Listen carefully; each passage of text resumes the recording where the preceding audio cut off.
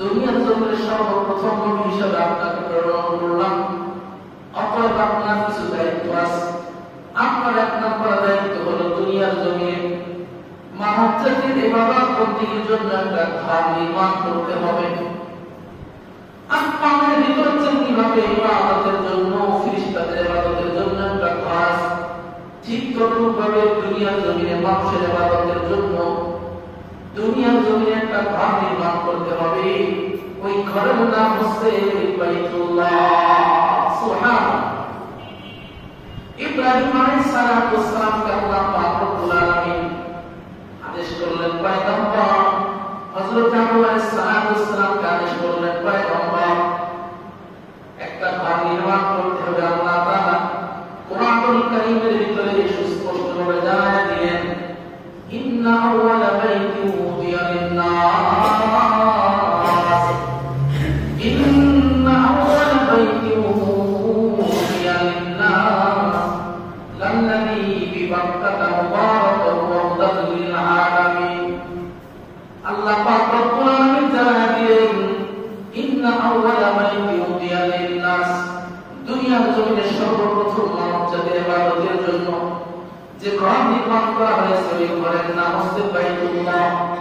লাল্লাযী বিবাক্কাতা, ওই ঘরটা মক্কাতুল মুকাররমায় অবস্থিত। চিল্লায় বলেন সুবহানাল্লাহ। আল্লাহ পাক রব্বুল আলামিন বললেন, লাল্লাযী বিবাক্কাতা মুবারাকান ওয়া হুদাল লিল-আলামিন।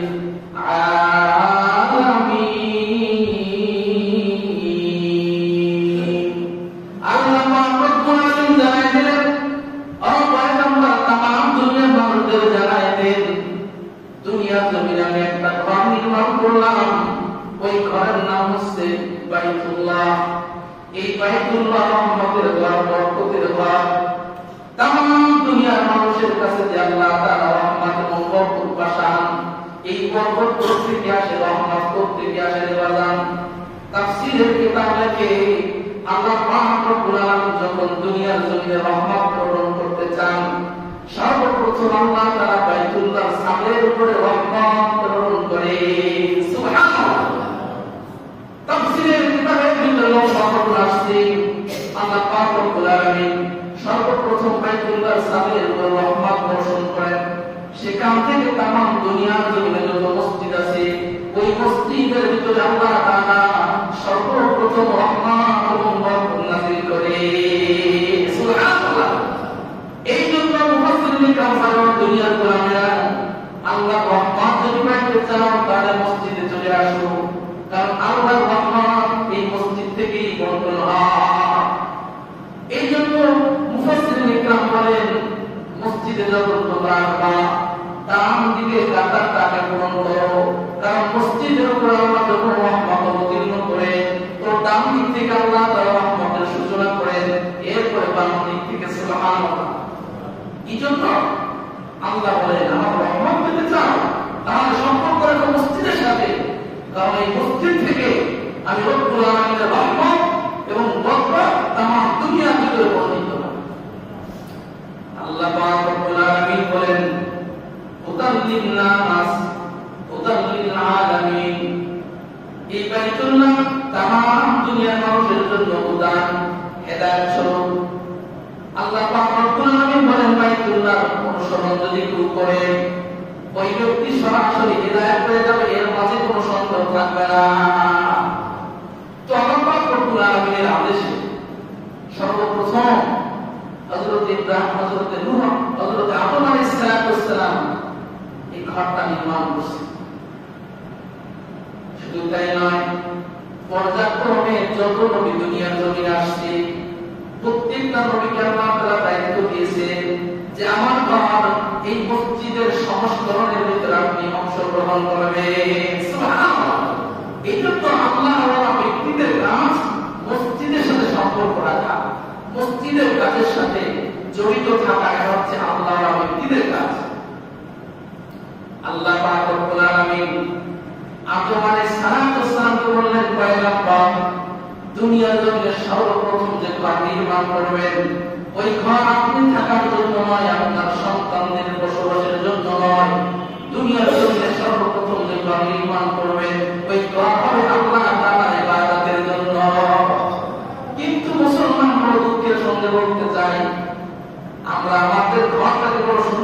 সাজাই, আমাদের ঘর কত সুন্দর করে সাজাই, কিন্তু মসজিদ সাজানোর সময় আমাদের হয় না। আমাদের ঘরকে কত সুন্দর ভাবে কারুকার্য করি, কত সুন্দর পরিপাটি করি, কিন্তু আল্লাহর ঘর পরিপাটি করতে মন চায় না। কত শ্রদ্ধা পান রব্বুল আলামিন হযরত আদম আলাইহিস সালামকে যখন আল্লাহর ঘর নির্মাণ করতে বললেন, নিজের বাড়ি নির্মাণ করার আগে আল্লাহর ঘর নির্মাণ করলেন। এটাই হচ্ছে ইসলাম। ইসলাম বলে তোমার ঘর নির্মাণ করে আগে আমার ঘরকে নির্মাণ করো। আল্লাহ তাআলার ঘর ইসলাম বলে যে আল্লাহ রব্বুল আলামিনের ঘর, মসজিদকে নির্মাণ আগে করতে হবে, এরপরে নিজের ঘর। বলতেছিলাম পর্যায়ক্রমে সব নবী মসজিদ নির্মাণের ভিতরে অংশগ্রহণ করেছেন যে বাবা, প্রত্যেকটা নবী কিন্তু পর্যায়ক্রমে মসজিদ সংস্করণের কাজে অংশগ্রহণ করেছেন। পর্যায়ক্রমে পৃথিবীর অবস্থা যখন পরিবর্তন হয়ে গেল, সংকট কারণে আল্লাহ পাক রব্বুল আলামিন নূহ আলাইহিস সালামের জামানায় একটা ব্যাপক প্লাবন দুনিয়ার জমিনে পাঠায় দিলেন। আপনারা ইতিহাস জানেন, নূহ আলাইহিস সালামের প্লাবন যখন শুরু হয়, তামাম দুনিয়ার সমস্ত ঘর বাড়ি মাটির নিচে চলে যায়। নাউজুবিল্লাহ। নূহ আলাইহিস সালামের জামানায় আল্লাহ তাআলা এক প্লাবন পাঠিয়ে দিলেন, আযাব শুরু। সেই প্লাবনে সারা দুনিয়ার সমস্ত ঘর বাড়ি মাটির নিচে তলিয়ে গেছে। আল্লাহ তাআলার ঘর বাইতুল্লাহ মাটির নিচে চলে গেছে। পর্যায়ক্রমে হযরত ইব্রাহিম আলাইহিস সালামের জামানা চলে আসলো। আল্লাহ পাক রব্বুল আলামিন ইব্রাহিম আলাইহিস সালামকে জানায় দিলেন, পয়গম্বর, সব নবীদের কাজ ছিল আমার ঘর নির্মাণ করা, অতএব আপনার কাজ হচ্ছে আমার ঘর নির্মাণ করা তথা মসজিদ নির্মাণ করা। এটা আপনার উল্লেখযোগ্য একটা দায়িত্ব। ইব্রাহিম আলাইহিস সালাম আল্লাহ তাআলার কাছে দরখাস্ত করলেন, রব্বুল আলামিন, আপনার ঘর নির্মাণ করতে আমি রাজি, আমার কোনো বাধা নাই, কোনো আপত্তি নাই। তবে আমি জানতে চাই কোথায় আপনার ঘর নির্মাণ করব? সব জায়গায় তো পানি, সব জায়গায় তো পানি, কোন ঘরের কোন চিহ্ন আলামত তামাম দুনিয়ার ভিতরে নাই, কোথায় আমি ঘর নির্মাণ করব? আল্লাহ পাক রব্বুল আলামিনের কাছে যখন ইব্রাহিম আলাইহিস সালাম দরখাস্ত করলেন, তামাম দুনিয়ার সব পানি শুকিয়ে গেল, কোথাও কোনো পানি নাই, কিন্তু বাইতুল্লাহ শরীফ কোথায় আছে তার কোনো চিহ্ন আলামত নাই। আল্লাহ পাক রব্বুল আলামিন কালামুল্লাহর ভিতরে জানায় দেয়, ওয়াহিদ বাওয়ানা লিইব্রাহিমা মাকানাল বাইত। আল্লাহ পাক রব্বুল আলামিন ইব্রাহিম আলাইহিস সালামকে বললেন, পয়গম্বর, আমার ঘর কোথায় নির্মাণ করতে হবে আমি চিহ্ন এবং আলামত আপনাকে দেখিয়ে দিলাম। কোন স্থানে আমার ঘর নির্মাণ করতে হবে আমি চিহ্ন আপনাকে দেখিয়ে দিব। কুদরতিভাবে আল্লাহ পাক রব্বুল আলামিন একটা বাতাস প্রেরণ করলেন। এই বাতাস তো তাফসীরের কিতাবের ভিতরে আসছে, এই বাতাসটাকে দেখতে পানির মতো লাগে, পানির যে কিভাবে একটা ফোঁটা ফোঁটা আছে। এই বাতাসের সুন্দর একটা মাথা ছিল এবং দুই পাশে দুইটা সুন্দর ডানা ছিল।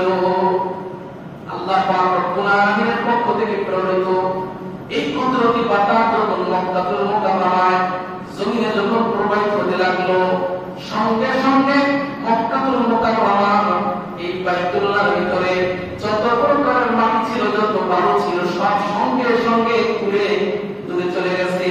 সুবহানাল্লাহ। ইব্রাহিম আলাইহিস সালাম বাইতুল্লাহ কোথায় অবস্থিত স্থান তিনি খুঁজে পেয়েছেন। প্রাণের ভাইরা, আল্লাহ পাক রব্বুল আলামিন বলেন, وَإِذْ بَوَّأْنَا إِبْرَاهِيمَ مَكَانَ الْبَيْتِ أَلَّا تُشْرِكْ بِي شَيْئًا وَطَهِّرْ بَيْتِيَ لِلطَّائِفِينَ وَالْقَائِمِينَ وَالرُّكَّعِ السُّجُودِ। আল্লাহ পাক রব্বুল আলামিন বললেন, ও পয়গম্বর, আল্লাহ তুশরিক বি শাইআ, আমার ঘর নির্মাণ করলেন, এই ঘরের ভিতরে শুধুমাত্র আমার ইবাদত বন্দেগী চলবে, ইবাদত বন্দেগী ছাড়া কোনো শিরক চলবে না। আর একটা বিধান আমাদের জানাই দেই, ওয়া তুতাহহির বাইতিয়া লিত-তাইফিনা ওয়াল কাইমিনা ওয়ার রুকআস সুজুদ। আল্লাহ পাক রব্বুল আলামিন বললেন, পয়গম্বর, আমার এই ঘরকে আপনার পবিত্র করতে হবে। দুনিয়ার জমিনে যারা তাদের জন্য আপনি পয়গম্বর হওয়া সত্ত্বেও আমার ঘর পরিষ্কার করতে হবে। সুবহানাল্লাহ। এই জন্য আল্লাহর ঘর পরিষ্কার করা, মসজিদ পরিষ্কার করা, এটা হচ্ছে নবীদের সুন্নাত। আমরা অনেকে মনে করি মসজিদের খেদমত করলে মনে হয় আমার সম্মান কমে যাবে। না রে বাবা, না। তামাম দুনিয়ার প্রত্যেক ঘরের সাথে কোন ঘরের সাথে মসজিদের কোন তুলনা চলে না। আপনার ঘর ঝাড়ু দিলে আপনার মর্যাদা কমে যেতে পারে, আপনার দোকান ঝাড়ু দিলে আপনার মর্যাদা কমে যেতে পারে, কিন্তু আল্লাহর ঘর মসজিদ ঝাড়ু দিলে আপনার চুল পরিমাণ সম্মান কমবে না, বরং সম্মান বেড়ে যাবে। সুবহানাল্লাহ। আল্লাহর ঘরের সাথে সম্পর্ক রাখলে কখনো মর্যাদা কমে না, আল্লাহর ঘরে ঝাড়ু দিলে কখনো সম্মান কমে না। হাদিসের ভিতরে ঘটনা আসছে, নবী আলাইহিস সালাতু ওয়াস সালামের জামানায় একজন গরীব মানুষ, অসহায় মানুষ মসজিদ ঝাড়ু দিতেন। হঠাৎ করে লোকটা মারা গেল। আল্লাহর নবীকে জানানো হলো না। কিছুদিন পর আল্লাহর নবী সাহাবীদের ডাক দিলেন, ও প্রাণের সাহাবীরা, তোমরা বলো, আল্লাহর ঘর তিনি ঝাড়ু দিতেন, ওই লোকটাকে কয়েকদিন পর্যন্ত আমি দেখতে পাচ্ছি না, লোকটা কোথায় তার পরিচয় জানতে চাই। সাহাবারা বললেন, ইয়া রাসূলুল্লাহ, ইয়া হাবিবাল্লাহ, লোকটা তো মারা গিয়েছে, কিন্তু একজন সাধারণ লোক মারা গেছে, এই জন্য আপনাকে জানানোর প্রয়োজন আমরা কখনো মনে করি না। নাউযুবিল্লাহ। আল্লাহর নবী সাহাবীদের উপরে রাগ হয়ে গেল, আপনারা সাহাবীরা তোমরা কি বলো? আল্লাহর ঘর যেই ব্যক্তি ঝাড়ু দেয় ওই ব্যক্তি সাধারণ মানুষ হতে পারে না। আল্লাহর ঘরের সাথে তার সম্পর্ক, প্রতিনিয়ত যে ব্যক্তি আল্লাহর ঘর ঝাড়ু দিয়েছে ওই ব্যক্তি কখনো সাধারণ মানুষ হতে পারে না। ওই লোকটা মারা গিয়েছে, তার সংবাদ তোমরা কেমনে আমাকে না দিয়ে পারলা? আল্লাহর নবী খুব মনে কষ্ট পেয়েছে। আল্লাহর নবী সাহাবীদের বললেন, প্রাণের সাহাবীরা, আমাকে জানায় দাও ওই লোকটার কবর কোন জায়গায়, আমাকে একটু তোমরা জানায় দাও। আল্লাহর নবী সাহাবীদের একটা জামাত নিয়ে ওই লোকের কবরের কাছে যে হাজির হয়ে গেছে, কবরের কাছে যে আল্লাহর নবী ওই ঝাড়ু দেওয়ার জন্য আল্লাহ তাআলার কাছে দোয়া করেছে। সুবহানাল্লাহ। তাহলে মসজিদের সাথে সম্পর্ক যারা রাখে, মসজিদ যারা পরিষ্কার করে, তাদের সম্মান এবং মর্যাদা আছে না নাই? এই জন্য প্রাণের ভাইরা, আল্লাহর ঘরের সাথে সম্পর্ক রাখতে হবে। ইব্রাহিম আলাইহিস সালাতু ওয়াস সালাম আপন সন্তান ইসমাঈল আলাইহিস সালাতু ওয়াস সালামকে নিয়ে বাইতুল্লাহ নির্মাণের কাজ পুনরায় শুরু করলেন। তাফসীরের কিতাব বলে, একটা নয়, দুইটা নয়, 5টি পাহাড়ের পাথর দিয়ে বাইতুল্লাহ নির্মাণ করা হয়েছে। ইসমাঈল আলাইহিস সালাতু ওয়াস সালাম বিভিন্ন পাথরে, বিভিন্ন পাহাড়ে যে সুন্দর সুন্দর পাথর সংগ্রহ করে, আর বাবা ইব্রাহিম আলাইহিস সালাতু ওয়াস সালাম রাজমিস্ত্রির ভূমিকা পালন করে নিজ হাতে বাইতুল্লাহ নির্মাণ করেছে। চিল্লায়ে বলেন সুবহানাল্লাহ। এই মুসলমান ভাইরা, ওই জামানায় বইয়ের ব্যবস্থা ছিল না। এই যে আপনারা বই দিয়ে উপরে ওঠেন, এই বইয়ের ব্যবস্থা কিন্তু ওই জামানায় ছিল না। ইব্রাহিম আলাইহিস সালাতু ওয়াস সালাম বাইতুল্লাহ নির্মাণ করতেছেন, কিন্তু উপর দিকে কেমনে উঠবে? তখন তো বাঁশের ব্যবস্থা ছিল না, কেমনে উঠবে? রডের ব্যবস্থা ছিল না, কেমনে উঠবে? আল্লাহ পাক রব্বুল আলামিন পাথরকে আদেশ করলেন, পাথর, ইব্রাহিম আলাইহিস সালাতু ওয়াস সালাম যেই পাথরের উপরে দাঁড়াবে, ওই পাথর তুমি সঙ্গে সঙ্গে যেখানে যে পরিমাণ উঁচু হওয়া দরকার সেখানে সেই পরিমাণ তুমি উঁচু হয়ে যাবে। চিল্লায়ে বলেন সুবহানাল্লাহ। ওই পাথরটার নাম হচ্ছে মাকামে ইব্রাহিম, এখনো আছে। ইব্রাহিম আলাইহিস সালাতু ওয়াস সালামের পায়ের ছাপ, যে পাথরের উপরে দাঁড়িয়ে ইব্রাহিম আলাইহিস সালাতু ওয়াস সালাম কাবা নির্মাণ করেছে বাবা, ওই পাথরটা কিন্তু এখনো আছে। ওই পাথরের ভিতরে ইব্রাহিম আলাইহিস সালাতু ওয়াস সালামের পদচিহ্ন এখনো আছে। ইসমাঈল আলাইহিস সালাতু ওয়াস সালাম বলতেছিলাম 5টা পাহাড় থেকে পাথর সংগ্রহ করেছে। কয়টা পাহাড়? 5টা পাহাড় থেকে পাথর সংগ্রহ করে নিয়ে আসছে। বাইতুল্লাহ পর্যায়ে নির্মাণ করা শেষ হয়ে গেল, কিন্তু একটা স্থান ইব্রাহিম আলাইহিস সালাতু ওয়াস সালাম দেখে দিলেন। স্বাভাবিক একটা উদাহরণ দিলে আপনারা বুঝবেন। সরকারিভাবে যদি একটা ব্রিজ নির্মাণ করে অথবা একটা মসজিদ নির্মাণ করে দেয়, মসজিদ নির্মাণ করার পরে অথবা ব্রিজ নির্মাণ করার পরে সেখানে একটা সাইনবোর্ড লাগাই দেয়, সুন্দর একটা কারুকার্য পাথরের ভিতরে নাম লিখে দেয়, এই মসজিদ কোন কোম্পানি থেকে বানানো হলো, এই মসজিদটা কে উদ্বোধন করলো, জিনিস থাকে কিনা। বাইতুল্লাহ যখন নির্মাণ শেষ হয়ে গেল, ইব্রাহিম আলাইহিস সালাম বললেন, বাবা ইসমাঈল, একটা জায়গা ফাঁকা রাখলাম, এখানে যে কোনো পাথর লাগানো যাবে না, খুব স্বচ্ছ এবং দুধের মতন সাদা একটা সুন্দর পাথর তুমি খোঁজো, কোথায় আছে সুন্দর একটা পাথর এখানে স্থাপন করতে হবে। ইসমাঈল আলাইহিস সালাম পাঁচটা পাহাড়ের ভিতরে এরকমের স্বচ্ছ এবং সাদা একটা পাথর খুঁজতেছে, কিন্তু আর পায় না। জাবালে আবু কুবাইস একটা পাহাড়ের নাম। জাবালে আবু কুবাইস বলতেছেন, ও আল্লাহর খলিল ইসমাঈল, আপনি আমার কাছে আসেন, আল্লাহ পাক রব্বুল আলামিনের পক্ষ থেকে একটা আমানত আমি জাবালে আবু কুবাইসের ভিতরে আছে, আমার ভিতরে একটা সুন্দর পাথর আছে, এত সুন্দর পাথর আপনি জীবনও দেখেন না, অতএব এই সুন্দর পাথর নিয়ে আপনি আপনার বাবার কাছে হাজির হয়ে যান। আপনার বাবা এই সুন্দর পাথর দেখে সঙ্গে সঙ্গে পছন্দ করে ফেলবে। সুবহানাল্লাহ। হযরত ইসমাঈল আলাইহিস সালাম এই সুন্দর পাথরটা নিয়ে যখন বাবার হাতে দিলেন, বাবা পাথরটা দেখে সঙ্গে সঙ্গে পছন্দ করে ফেললেন। মুসলমান ভাইরা আমার, এই পাথরটার নাম হলো হাজরে আসওয়াদ। সুবহানাল্লাহ। এই পাথরটার নাম কি? হাজরে আসওয়াদ। হাজরে আসওয়াদ মানে কালো পাথর। যারা হজ করতে গিয়েছেন, আমাদের কপাল বড় খারাপ, বাজার এখনো হজ করতে যাইতে পারি নাই। যারা হজ করতে গিয়েছেন তারা অবশ্যই জানেন এই হাজরে আসওয়াদ পাথরটা কিন্তু কালো, কিন্তু এই পাথরটা কিন্তু কালো ছিল না। মুফাসসিরিন কেরাম বলে এই পাথরটা ছিল দুনিয়ার জমিনে সবচেয়ে বেশি সাদা এবং স্বচ্ছ পাথর। এই পাথরটাকে ইব্রাহিম আলাইহিস সালাম যখন স্থাপন করলেন, স্থাপন করার পরে তামাম দুনিয়ার মানুষ যখন এই পাথর স্পর্শ করল, তো তামাম দুনিয়ার মানুষের গুনাহ এই পাথর নিজের ভিতরে টেনে নিতে নিতে স্বয়ং নিজে পাথরটাই কালো হয়ে গেছে। এই পাথরটা মানুষের গুনাহ চুষে নিতে নিতে পাথর নিজেই কালো হয়ে গেছে। আসলে পাথরটা কিন্তু কালো ছিল না, আল্লাহর পাক নির্মাণ হয়ে গেছে। আল্লাহ পাক রব্বুল আলামিন ইব্রাহিম নবীকে বললেন, পয়গম্বর, আপনাকে নির্দেশ দিয়েছিলাম আমার জন্য একটা ঘর নির্মাণ করবেন ইবাদতের জন্য। ঘর যেহেতু নির্মাণ হয়ে গেছে, তামাম দুনিয়ার মানুষের কাছে সংবাদ পৌঁছিয়ে দেন যে এই ঘরের ইবাদত করার জন্য তামাম দুনিয়া থেকে মানুষ আসতে হবে। ইব্রাহিম নবী আশ্চর্য হয়ে গেলেন, রব্বুল আলামিন এটা কেমন সম্ভব? আমি একজন সাধারণ মানুষ, আমার কথা আমি যদি এখান থেকে ঘোষণা করি, তামাম দুনিয়ার মানুষের কানে আমার কথা কেমনে যাবে? এটা কি সম্ভব? আল্লাহ পাক রব্বুল আলামিন ইব্রাহিমকে বললেন, ইব্রাহিম, ওয়াদিন ফিন নাসি বিল হক ইয়াতিকা রিজালান ওয়া আলা কুল্লি যামিন ইয়াতিনা মিন কুল্লি ফাজ্জিন আমিক। আল্লাহ পাক রব্বুল আলামিন বললেন, খলিল আমার, আপনার দায়িত্ব হচ্ছে ঘোষণা করা, তামাম দুনিয়ার মানুষের কানে আওয়াজ পৌঁছে দেওয়ার দায়িত্ব আপনার না আমার। সুবহানাল্লাহ।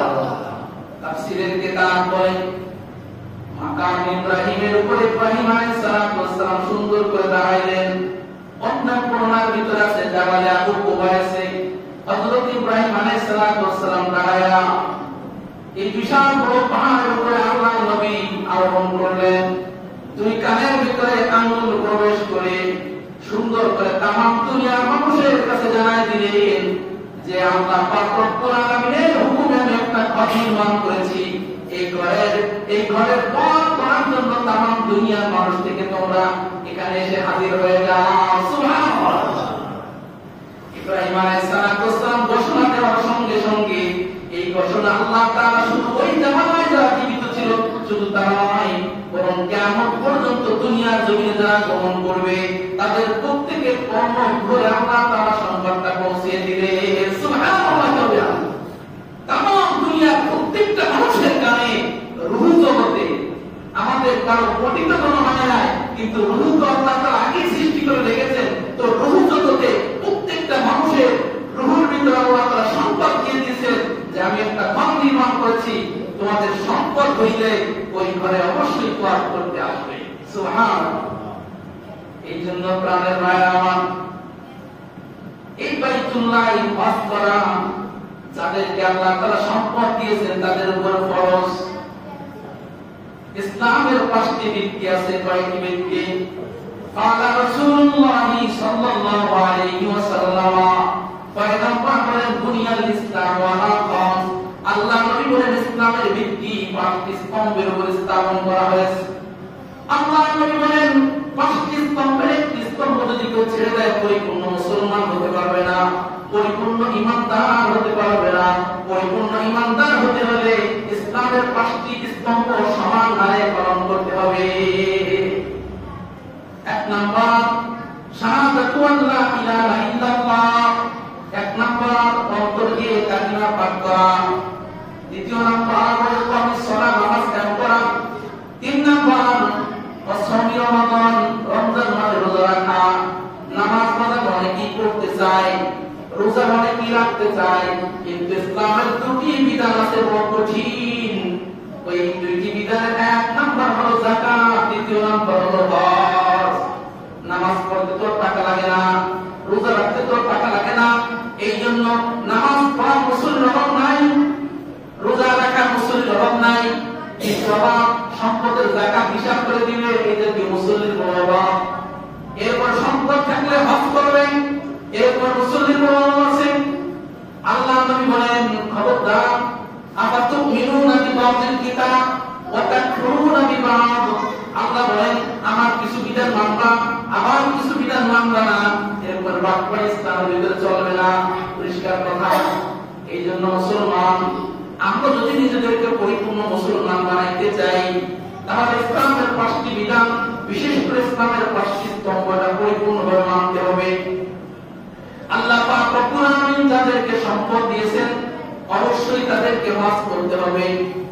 হাদিসের ভিতরে আল্লাহ নবী সাল্লাল্লাহু আলাইহি ওয়াসাল্লাম বলেন, আবি হুরায়রা রাদিয়াল্লাহু তাআলা আনহু قال قال رسول الله صلى الله عليه وسلم, আল্লাহ নবী বলেন ইয়া আইয়ুহান নাস ইন্নাল্লাহা কাতাবা আলাইকুমুল হাজ্জা ফাহুজ্জু। আল্লাহ নবী বলেন ও तमाम দুনিয়ার উম্মতেরা, আল্লাহ পাক রব্বুল আলামিন তোমাদের উপর হজ ফরজ করেছে। অতএব যাদের সম্পদ আছে তোমরা এই সম্পদ খরচ করে আল্লাহর ঘরে হজ করো। সুবহানাল্লাহ। নবী একজন সাহাবী দাঁড়ায় গেলেন আর বললেন ইয়া রাসূলুল্লাহ ইয়া হাবিবাল্লাহ আকুল্লা আমিন, হজ কি প্রতি বছর করতে হবে নাকি? আল্লাহ নবী কোনো কথা বললেন না। ওই সাহাবী আবার জিজ্ঞাসা করলেন ইয়া রাসূলুল্লাহ হজ প্রতি বছর করতে হবে নাকি? নবী কোনো কথা বলেন না। এক পর্যায়ে তিনবার ওই সাহাবী জিজ্ঞাসা করছেন ইয়া রাসূলুল্লাহ হজ কি প্রতি বছর করতে হবে নাকি?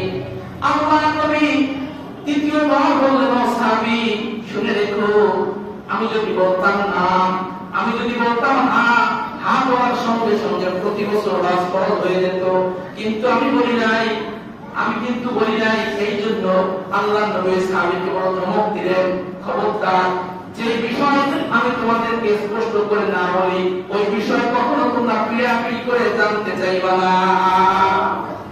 আল্লাহ তাআলা হজ ফরজ করেছে, বাস এখানে তো কথা শেষ।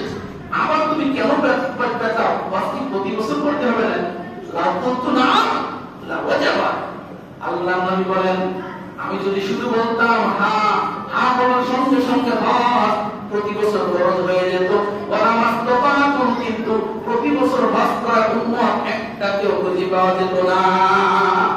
জীবনে একবার হজ করতে হবে, এরপর কত টাকা আমার করে না, কোটি কোটি টাকার মালিক, এরপর জীবনে একবার হজ করা খরচ, এই হজটাও করে না।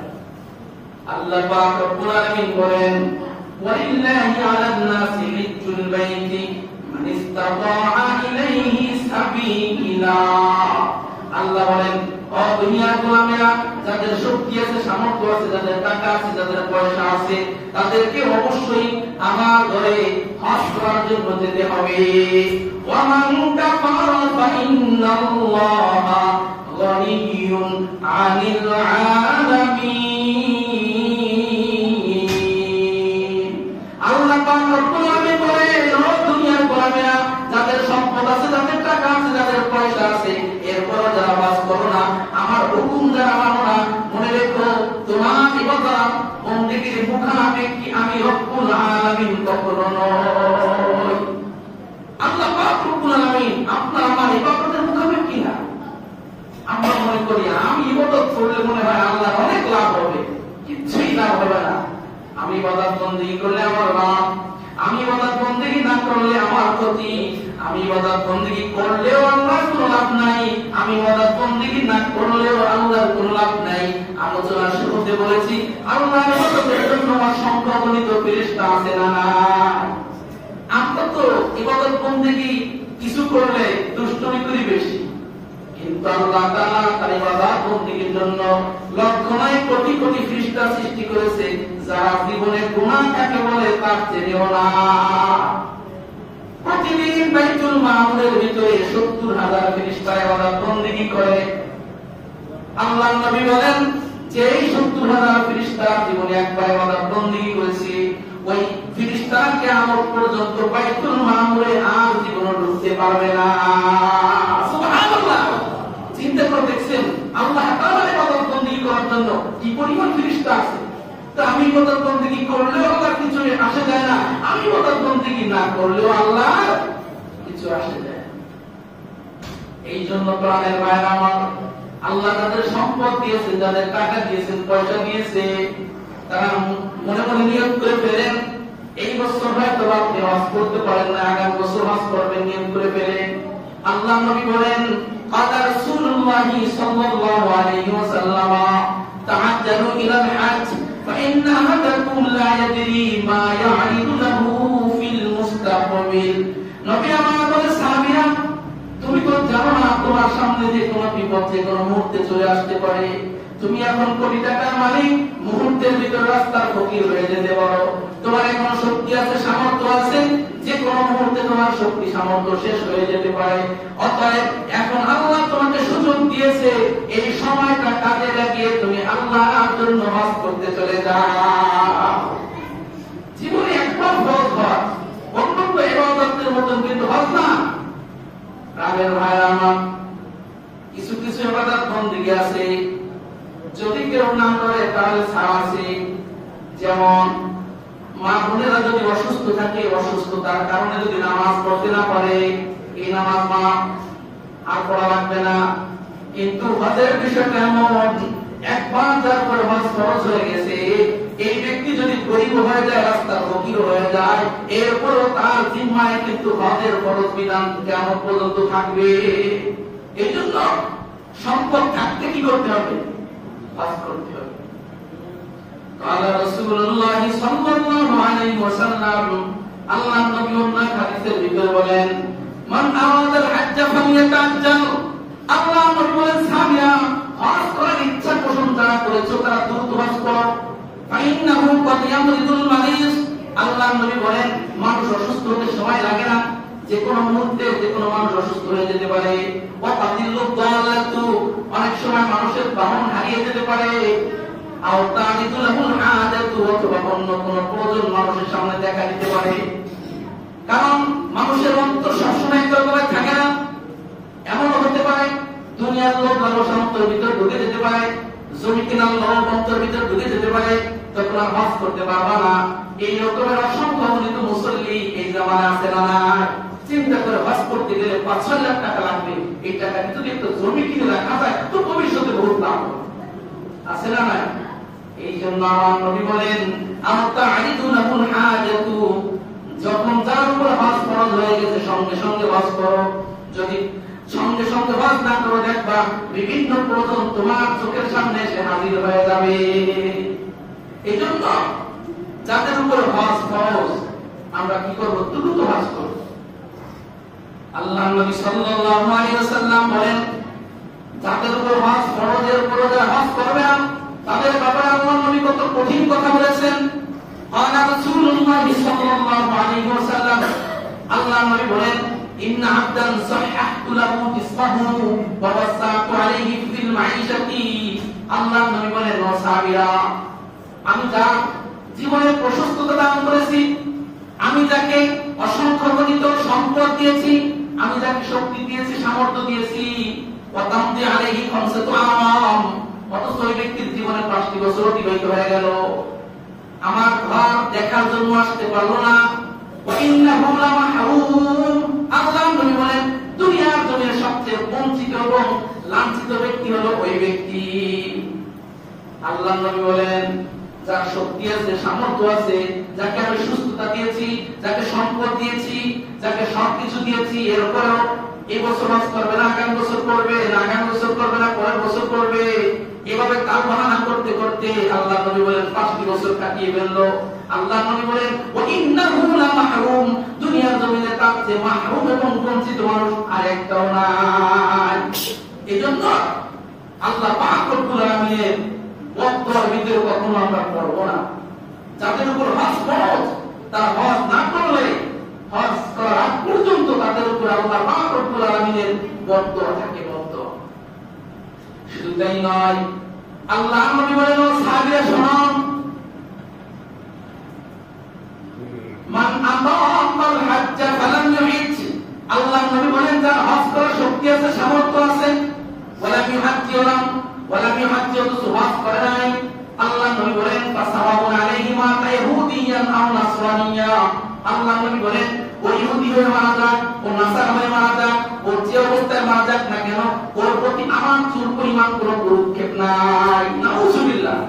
যাদের উপর হজ ফরজ, এরা হজ না করে মারা গেলে আল্লাহ নবী বলেন, ও আমার উম্মতি না, ও ইহুদি হয়ে মারা যাক, ও নাসারা হয়ে মারা যাক, ও হিন্দু বৌদ্ধ খ্রিস্টান হয়ে মারা যাক না কেন, এতে আমার কোনো কিছু আসে যায় না। এই জন্য প্রাণের ভাইরা আমার, আমি অত্যন্ত সংক্ষিপ্ত আকারে হজের কয়েকটা ফজিলত সম্পর্কে বলবো। আল্লাহ নবী বলেন, 1 নাম্বার হজের ফজিলত, যারা আল্লাহর জন্য হজ করবে জীবনের সব গুনাহ মাফ হয়ে যাবে। সুবহানাল্লাহ বলেন।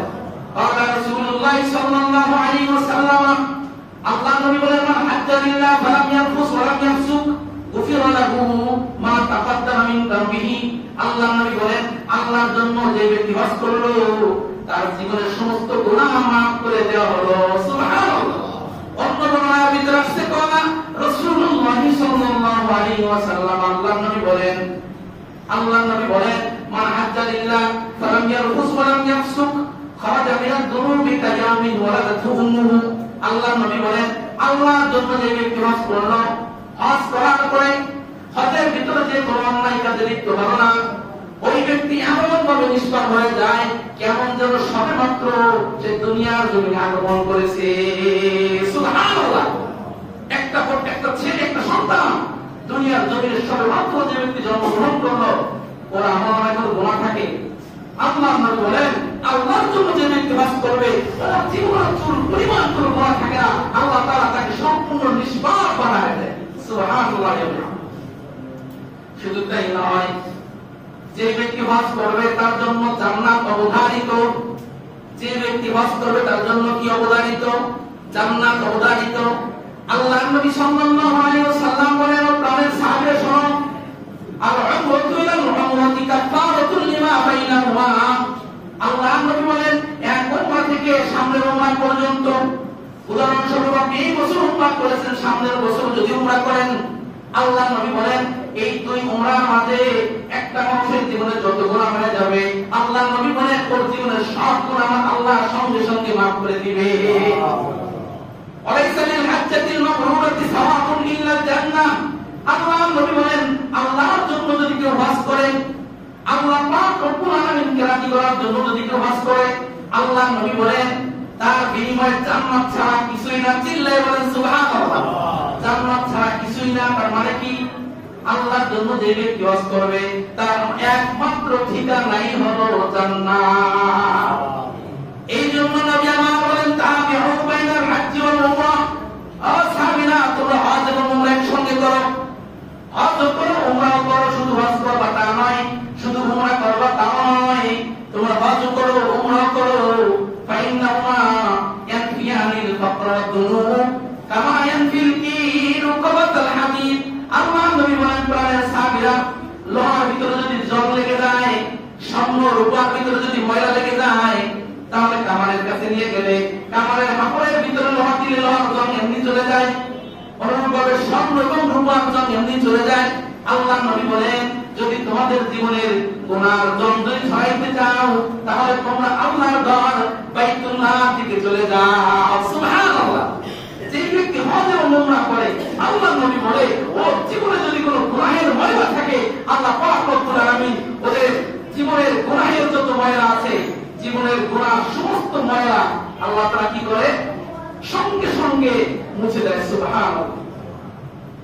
আল্লাহর নবী সাল্লাল্লাহু আলাইহি ওয়াসাল্লাম আমর ইবনে আস রাদিয়াল্লাহু তাআলা আনহুকে একদিন ডাকলেন। আমর ইবনে আস রাদিয়াল্লাহু তাআলা আনহুকে ডেকে আল্লাহর নবী বললেন, ও আমর শোনো, আন্নাল ইসলামা ইয়াহদিমু মা কানা ক্বাবলা ওয়া আন্নাল হিজরাতা তাহদিমু মা কানা ক্বাবলা ওয়া আন্নাল হাজ্জা ইয়াহদিমু মা কানা ক্বাবলা।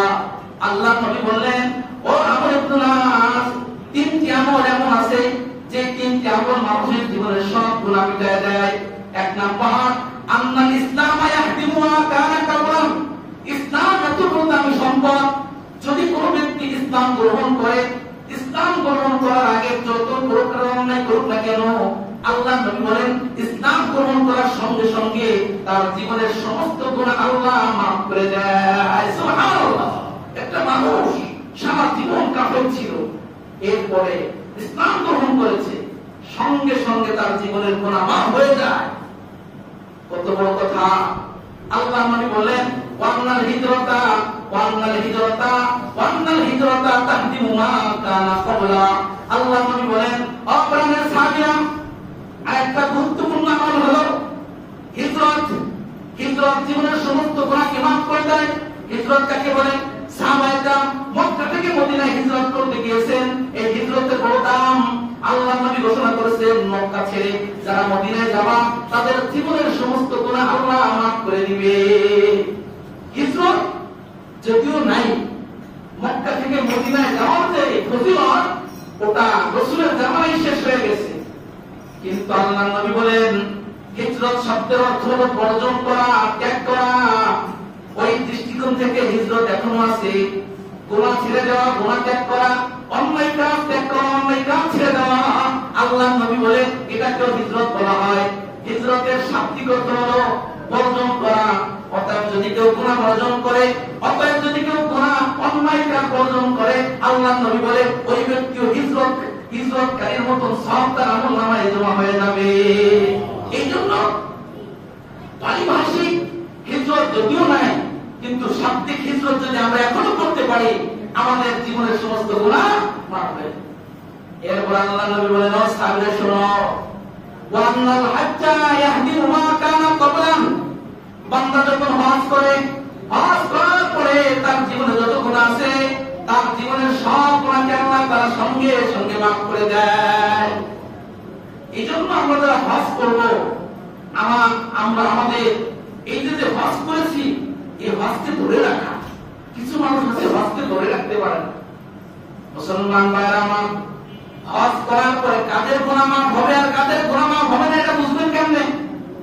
হজ তো দুনিয়ায় কত মানুষ করে, কিন্তু কার হজ কবুল হইল, কার হজ কবুল হইল না, কার জীবনের গুনাহ মাফ হইল, কার জীবনের গুনাহ মাফ হইল না, এটা কেমনে বুঝবেন?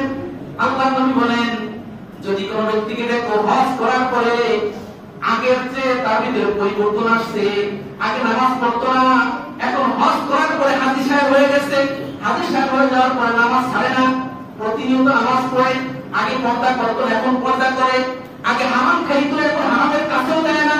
আল্লাহর নবী বলেন, তাহলে তিনি দেখো ওই লোকটার হজ কবুল হয়ে গেছে, ওই লোকের জীবনের সব গুনাহ আল্লাহ সঙ্গে সঙ্গে মাফ করে দিয়েছে। কিন্তু দেখবেন আমাদের দেশে কিছু মানে কি বলে নামের হাজি আছে, ওই হজ করার আগে যেমন অন্যায় করেছে, হজ করার পরে এখন অন্যায় করে, তাহলে আপনি বুঝবেন তার হজ কবুল হয় নাই, ওর জীবনের গুনাহ মাফ হয় নাই। এই জন্য হজটাকে হজের মতন করতে হবে।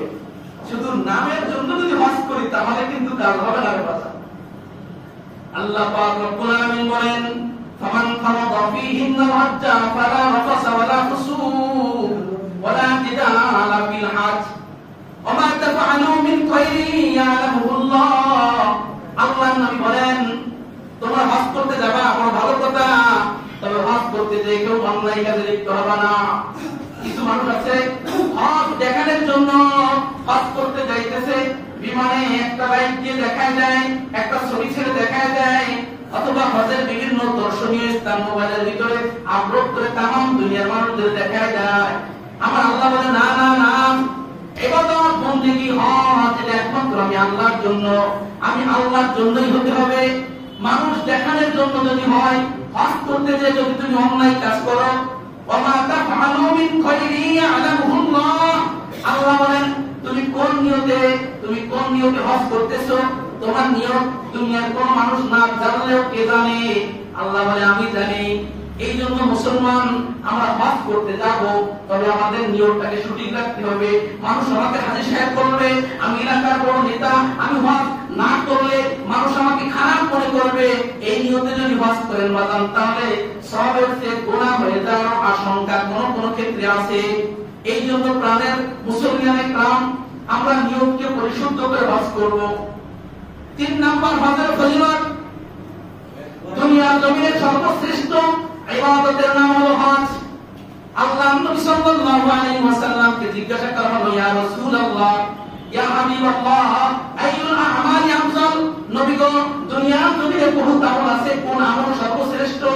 আল্লাহ নবী বলেন, আল ঈমানু বিল্লাহি ওয়া রাসূলিহি, দুনিয়ার জমিনের সর্বশ্রেষ্ঠ আমলের নাম হলো আল্লাহ এবং তার রাসূলের উপরে ঈমান আনা।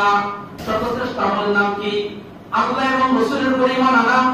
এরপরে সাহাবী বললেন, সুম্মা ইয়া রাসূলুল্লাহ, এই ঈমান আনার পরে শ্রেষ্ঠ আমল কি? আল্লাহ নবী বলেন, আল জিহাদু ফি সাবিলিল্লাহ, কাফেরদের বিরুদ্ধে যুদ্ধের ময়দানে জিহাদের ভিতরে অংশগ্রহণ করা দ্বিতীয় নম্বরে শ্রেষ্ঠ আমল। সাহাবী আবার জিজ্ঞাসা করলেন, সুম্মা ইয়া রাসূলুল্লাহ, এরপরে শ্রেষ্ঠ আমল কি? আল্লাহ নবী বললেন, হজ্জুম মাবরুর, 3 নম্বরে সর্বশ্রেষ্ঠ আমলের নাম হলো কবুল হজ। সুবহানাল্লাহ। 3 নম্বরে সর্বশ্রেষ্ঠ ইবাদতের নাম হচ্ছে কবুল হজ। আল্লাহ নবীর স্ত্রী আম্মা আয়েশা সিদ্দিকা রাদিয়াল্লাহু তাআলা আনহা নবীর কাছে একদিন হাজির হয়ে বলতেছে, ইয়া রাসূলুল্লাহ, ইয়া হাবিবাল্লাহ, নাওয়াল জিহাদ আফদাল আমাল, আমরা তো জিহাদকে সর্বশ্রেষ্ঠ আমল মনে করি। আফালা মুজাহিদু ইয়া রাসূলুল্লাহ, ইয়া হাবিবাল্লাহ, আমরা মহিলারা কি হজ করব না? আল্লাহ নবী বললেন, লা, মহিলাদের জন্য কোনো জিহাদ নাই, মহিলাদের জন্য কোনো জিহাদ নাই। আম্মা আয়েশা সিদ্দিকা বলতেছেন, ইয়া রাসূলুল্লাহ, জিহাদ সর্বশ্রেষ্ঠ আমল, তাহলে আমরা কি জিহাদ করব না? আল্লাহ নবী বললেন, না, মহিলাদের জন্য কোনো জিহাদ নাই। ওয়ালাকিন আফজালুল আমাল আল হজ্জুল মাবরুর, মহিলাদের জন্য সর্বশ্রেষ্ঠ আমল হলো আল্লাহর জন্য বাইতুল্লাহে হজ করতে যাওয়া। সুবহানাল্লাহ। তো মহিলারাও আল্লাহ নবীর জামানায় আগ্রহ প্রকাশ করেছে, ইয়া রাসূলুল্লাহ, আমরা জিহাদের ময়দানে যেতে চাই, কারণ জিহাদের ময়দানে গেলে অনেক নেকি হবে। আল্লাহ নবী বললেন, না, তোমরা মহিলা যারা আছো তোমাদেরকে জিহাদের ময়দানে যেতে হবে না, তোমরা হজ করতে যাও। হজ করতে গেলে জিহাদের ময়দানে যে সাহাবায়ে কেরাম যে পরিমাণ নেকি পেয়েছে, তোমরা হজে যে তার চেয়ে বহুগুণ বেশি নেকি অর্জন করতে পারবে। সুবহানাল্লাহ।